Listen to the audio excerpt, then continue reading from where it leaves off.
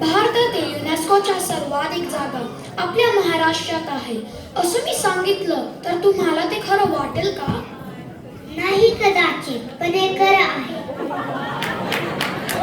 महाराष्ट्रात एलोरा लेणी, मुंबईतल्या व्हिक्टोरियन आर्ट डेको, एलिफंटा लेणी, छत्रपती शिवाजी महाराज टर्मिनस आणि पश्चिम घाट्स असे 5 साइट्स आहेत. पण आधी युनेस्को हेरिटेज साइट्स काय असतात हे तुला माहिती आहे का?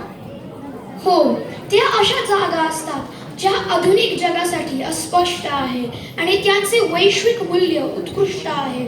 वरून खाली बांधलेला एलोरा लेणीतल्या कैलास मंदिराप्रमाणे.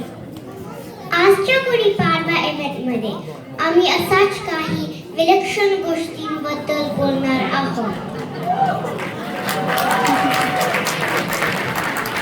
आपल्या भारताच्या रेल्वेच्या इतिहासातील हे 160 वर्ष खूप महत्त्वाचे आहेत.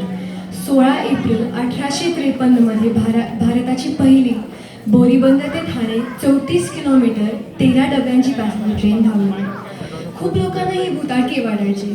बॅक देन कुठलीही गोष्ट कोणीही स्वतःने चालताना कधी पाहिली नव्हती. So they used to avoid the train a lot आणि वापरायचे ट्रेन तर नाहीच.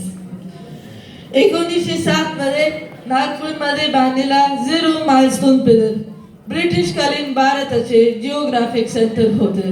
पोस्ट इंडिपेंडन्स पोस्ट पार्टिशन हे जिओग्राफिक सेंटर मध्य प्रदेशातील एका छोट्या गावात सेट झाले. तरी to measure distances between the places 0 milestone pillar आजही वापरला जातो. हा माइलस्टोन एक सांसून पिलर 4 घोडे आणि एक छोटा दगड यांनी बांधलेला आहे. 0 पासून सुरुवात म्हणून हा 0 माइल डिस्टन्स दाखवतो. नागपूरला गेलात नक्की भेट द्या. मला खात्री आहे की आज युनेस्को हेरिटेज साइट्स पासून आयुष्यातली पहिली ट्रेन तर नागपुरातील 0 माइल मार्कर पर्यंत महाराष्ट्र विषयी नवीन काहीतरी शिकायला मिळालं असेल. नमस्कार.